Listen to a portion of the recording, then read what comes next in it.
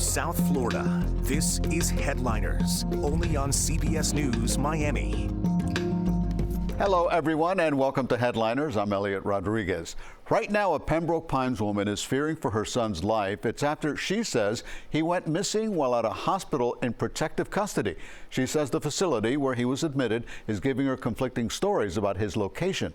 CBS News Miami's Anna McAllister joins us from Larkin Community Hospital Behavioral Health Services in Hollywood with more details.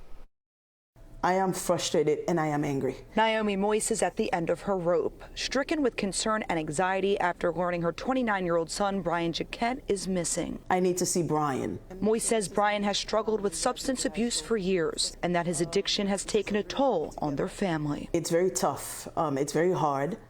It's not anything I would wish on anybody. In an attempt to get Brian help, Moise petitioned the court to Marchman Act him. Florida's Marchman Act allows parents, spouses, other loved ones, or a sheriff to petition a court to get someone treated for substance abuse. This act is for people struggling with addiction who are at risk of hurting themselves or others. The person can be held for up to 5 days for evaluation, and treatment can last up to 60 days. He was brought into Larkin's Behavioral Health. And that's where Brian has been since January 10th. Moise says she last spoke to her son on Thursday. But after that, she says her calls to him went unanswered. I was on my way to go see him. Then I called the nurse station, the front desk, and then they told me that Brian was not there. Moise says the Larkin staff told her on Sunday that Brian was transferred to a treatment facility in Port St. Lucie over the weekend. If they transfer him, how come I didn't get a call? Tuesday, Moise attended a court hearing regarding her son's Marchman Act. Brian was supposed to be there virtually, but never showed up. Moise called the Port St. Lucie facility. She asked for his name, last name, and his date of birth, and she's like, there's no person by that name.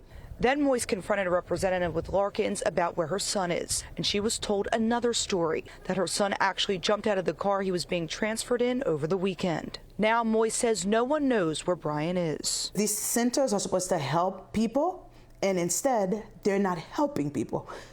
They're putting more stress on family members who having to deal. Frustrated. That's how I'm feeling. We reached out to Larkin's about what happened to Brian, and we were told that they cannot comment due to patient privacy laws, but added that they, quote, perform involuntary assessments under the Marchman Act to determine if a person is substance abuse impaired and if, because of that disorder, the patient meets criteria for involuntary commitment. After a Marchman Act evaluation is conducted, Larkin Community Hospital Behavioral Health Services makes appropriate treatment recommendations based on the patient's evaluation by a qualified physician specializing in addiction medicine. Moise says she filed a missing persons report with the Hollywood Police Department, and she says she'll continue to work with them until her son is found. For now, reporting from Hollywood, Anna McAllister, CBS News, Miami. On the health front, the drug ketamine has hallucinogenic properties. It's touted for its success in treating depression and other mental health issues. Though rarely lethal, ketamine's link to the untimely death of actor Matthew Perry 3 months ago has put that drug in the spotlight. CBS Miami's Joe Murray, who has documented ketamine breakthroughs over the last 2 years, digs into the confusion over ketamine. Hey, Michael. Michael Schur is back in his comfort zone, alive and well. Anything that you want to share in regards to like intentions or anything that's alive for you right now? Introspection. Miraculous for a man who spent most of his life fighting the impulse to end it. It's like the new year just happened, and I honestly had to admit to myself that there was a chance that I wouldn't be here if it wasn't for ketamine. We first met Schur 20 months ago at the Ketamine and Wellness Clinic of South Florida as he was undergoing ketamine infusion therapy. Through his paintings, he gave us a glimpse into how ketamine, approved as a rapid-acting anesthetic, triggers a state of disassociation and can almost reboot your brain. And there's the new Michael who wants to live.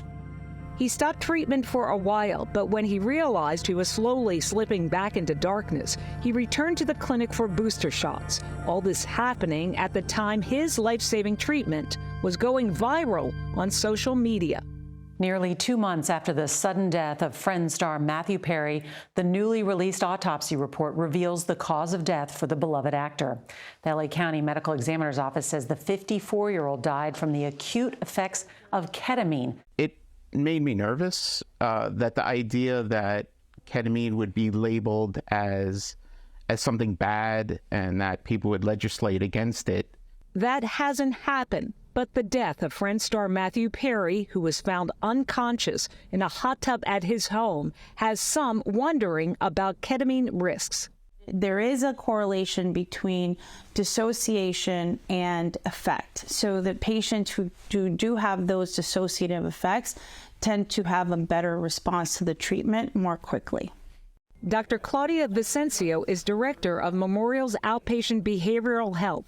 Dr. Alberto Oxton created the ketamine program for Memorial. They treat patients with Spravato. It's esketamine, a derivative of ketamine. It's FDA approved and covered by insurance, unlike the self-pay ketamine infusions. We know that these products work really well. However, there's a safety concern. It's giving you a shift in the way that you look at what's going on with you and that you look at the world. There is a third option for getting that shift: at-home ketamine treatment. With a tap of your keyboard, you can sign up to talk to a psychiatrist who can prescribe you ketamine lozenges. Often patients are monitored remotely. It's not clear which form of ketamine contributed to Matthew Perry's death or how he obtained it. Whether it's delivery of some product to his house, whether it's illicitly, and if it's so that it was a product that delivered to his house, you're talking about a major error. You're talking about a dose that's 10 times the dose we usually use in our centers. Ketamine is a controlled substance, but infusion clinics are minimally regulated in Florida.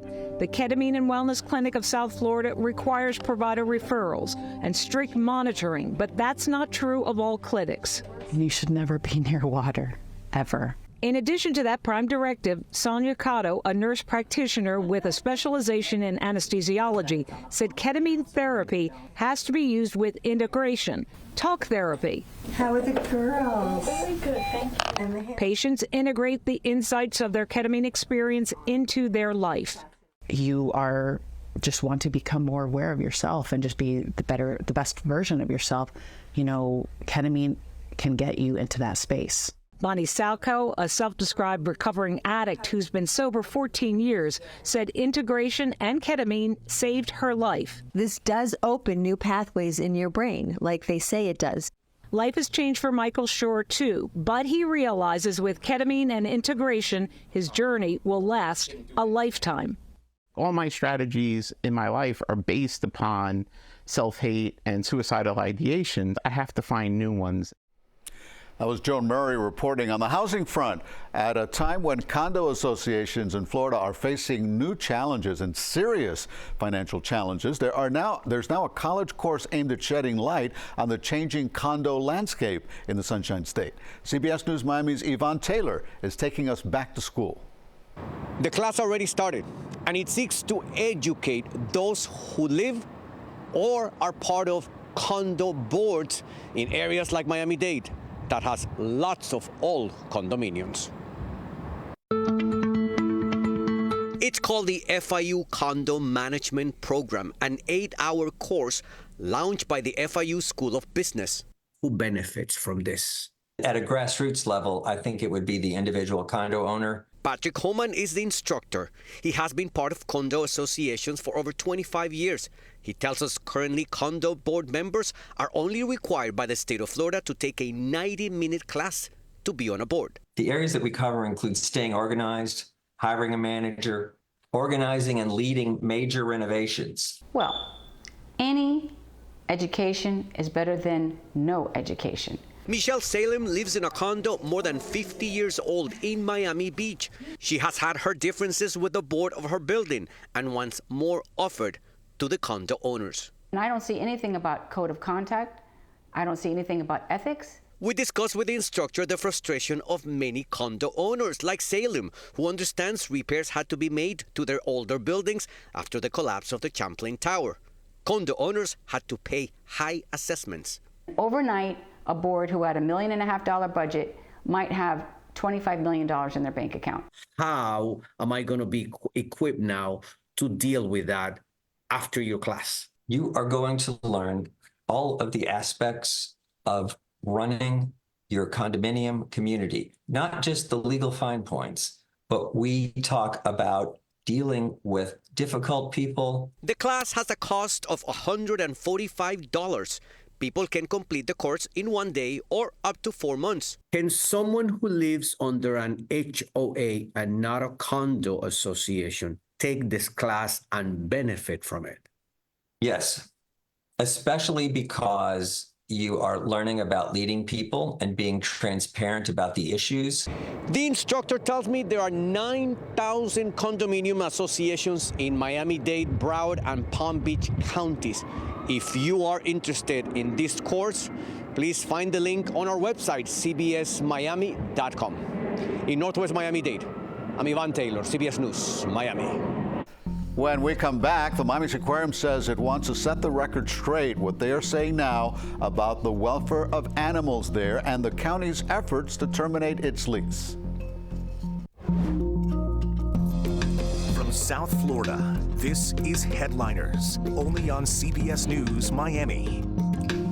Welcome back. I'm Elliot Rodriguez. We have details now in the drama surrounding the Miami Seaquarium. The facility on Virginia Key responding to the Miami-Dade County letter saying it's looking into the possibility of terminating its lease. CBS News Miami's Trish Christakis has their response and reaction from a trainer who once worked with the famous dolphin Flipper. The Miami Seaquarium remained open this afternoon, families walking in and out just hours after the facility responded to a Miami-Dade County effort to look into terminating its lease on Virginia Key. The statement says in part, "We reiterate our disappointment with how Miami-Dade County has misused the information they claimed they had received from the USDA regarding animal health issues at MSQ. The mayor and her staff have never reached out to MSQ to confirm the accuracy of this information before making it public." And while the USDA said Tuesday that the facility was not in violation, Rick O'Berry, a former lead dolphin trainer at MSQ, told me they should be shut down. And I've gone in there myself many times undercover, watching this. They can't fool me. They can fool the public. O'Berry lived there for years, spending days and hours training these dolphins. He says the dolphins always showed signs of boredom and depression. Keeping dolphins in a concrete box is cruel and unusual. It's abusive. These are self-aware creatures that routinely make choices and decisions regarding the details of their life. He left the Seaquarium in 1970 after he was the lead trainer for the famous dolphin show Flipper. The Seaquarium, meantime, says it's open to discussing concerns the county has over its operations, telling us they will continue to welcome her and her staff to see firsthand the standards of animal care and to clarify any questions or concerns. In Virginia Key, Trish Christakis, CBS News, Miami. And now, divorce debate. There's confusion whether Miami Dolphins' Tyreek Hill is filing for divorce or not just 2 months after he got married. The player is saying no, there is no divorce, there is no trouble in paradise. But court documents are painting a rather different story. A tender moment during the Dolphins' playoff loss to the Chiefs earlier this month as Tyreek Hill hands a football to his wife, Keita Vaccaro, cheering him on from a front row seat. But is there trouble in paradise? The Broward County Clerk's Office website shows that a petition for dissolution of marriage was filed by Hill against Vaccaro. The details are locked. Attorney Gary Saletti, who filed the petition, told me he has no comment, although he did confirm he filed it. It was back on January 3rd that Hill and Vaccaro were seen comforting each other as their home in Southwest Ranches went up in flames. Firefighters determined the cause of the blaze was a child playing with a lighter, Hill calling it a minor setback.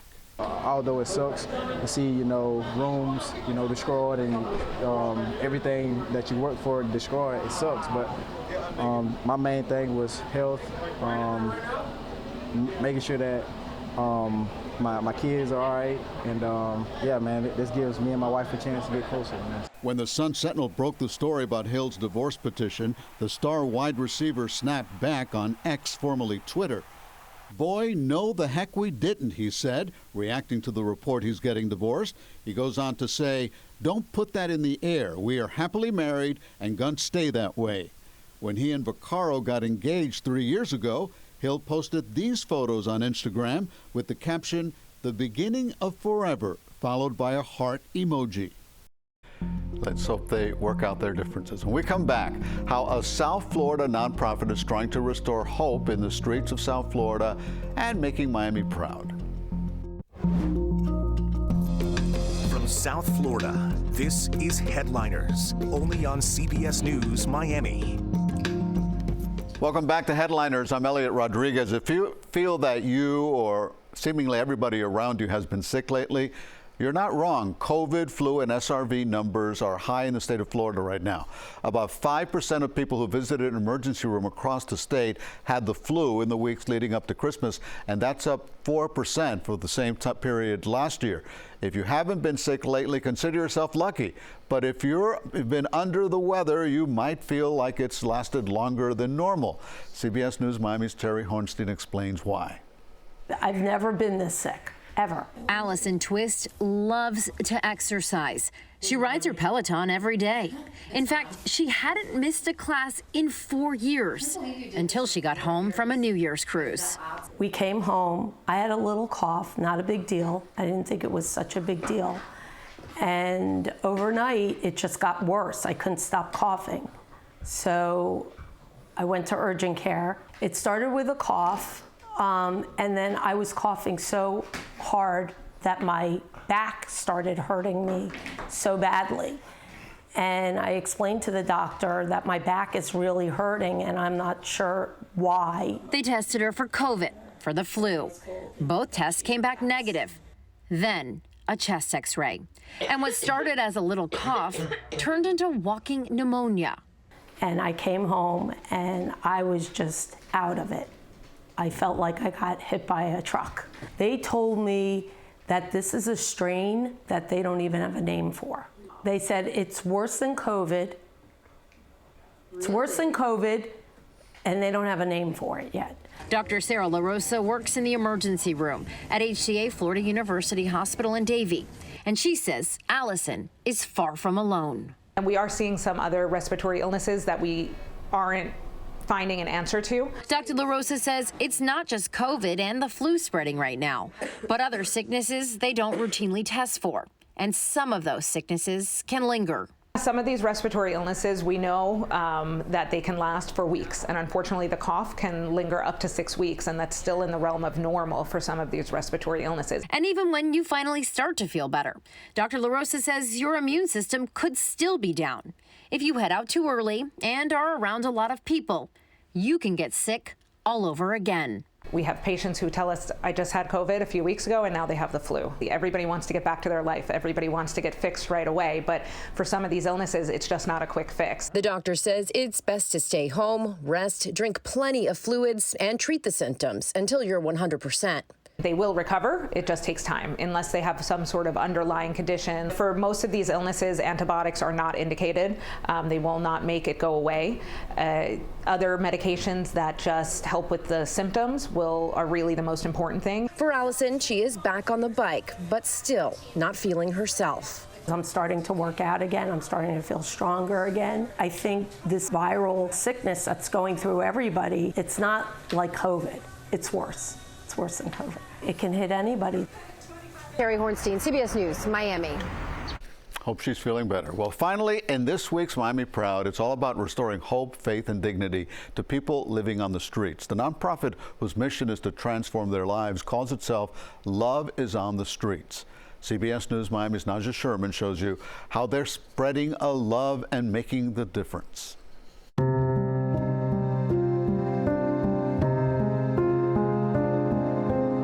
First, a moment of prayer.